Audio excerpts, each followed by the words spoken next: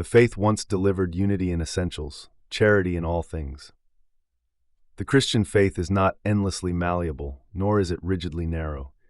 From the beginning, the Church has lived within a tension, holding fast to what must not change, while exercising charity where faithful Christians differ. The phrase, "the faith once delivered," comes from the New Testament itself. It speaks not of innovation, but of reception, of a gospel entrusted to the Church, to be guarded, proclaimed, and lived out across generations. Contend for the faith that was once for all delivered to the saints. Jude 1:3. This category exists to explore that faith carefully, to clarify what Christians confess together, to distinguish between essentials and secondary matters, and to model how truth and unity belong together. The shape of the apostolic faith. From the earliest days, the Church proclaimed a recognizable core message. Jesus Christ is the eternal Son of God. He became incarnate for our salvation. He suffered, died, and was buried. He rose bodily from the dead. He reigns at the right hand of the Father. He will come again to judge the living and the dead. This proclamation was not private speculation, but public confession. It shaped baptism, worship, teaching, and community life. Acts 2:36-42. As the Church encountered misunderstanding and distortion, this faith was summarized in creeds, not to replace Scripture, but to guard its faithful reading. Note, creeds functioned as boundaries, not exhaustive explanations. They preserved the heart of the gospel while allowing theological reflection within those bounds. Scripture at the center. The Christian faith is irreducibly scriptural. The Church does not stand over Scripture, nor does Scripture float free of the Church. Instead, the faith once delivered is received through the Scriptures, read within the worshiping community, and confessed together. From the earliest centuries, Scripture was publicly read in worship. Teaching was accountable to the apostolic writings. Interpretation was guided by the rule of faith. All Scripture is breathed out by God and profitable for teaching. 2 Timothy 3:16.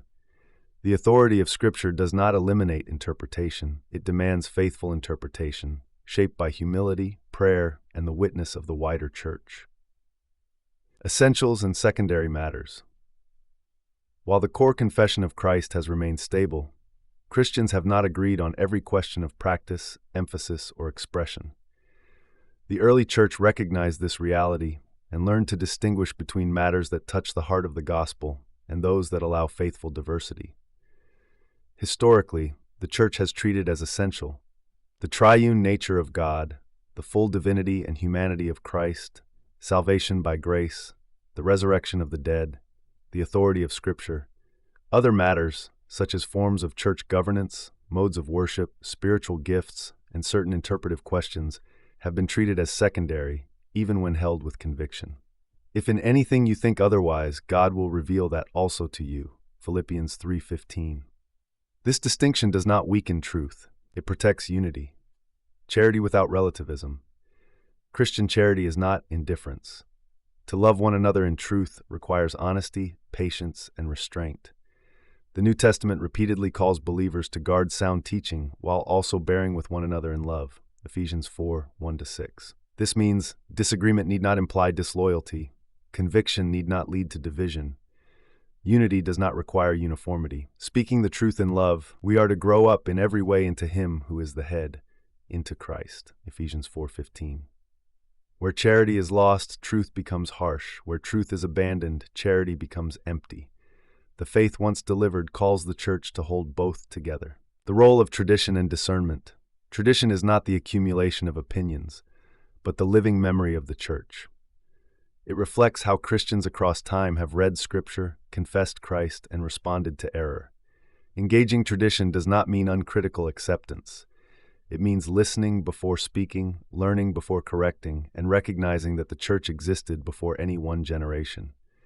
Discernment, likewise, is not merely personal intuition. It is exercised within the body, tested against Scripture, and shaped by prayer. Beloved, do not believe every spirit, but test the spirits. 1 John 4:1. A framework for unity today. Christian fellowship does not exist to flatten differences or police opinions.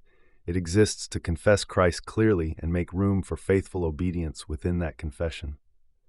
Within the common table, this category seeks to Clarify the shared confession of the Church, address disputed questions with humility, refuse both false unity and needless division. The goal is not to win arguments, but to remain faithful together. Receiving the faith anew. The faith once delivered is never outdated, yet it must be received afresh by every generation. Each age faces its own questions, temptations, and confusions. The Church's task is not to invent a new gospel, but to proclaim the same gospel with clarity and love. Jesus Christ is the same yesterday and today and forever. Hebrews 13. At the common table, these reflections are offered as an act of stewardship, receiving what has been handed down, guarding it carefully, and living it faithfully in our time.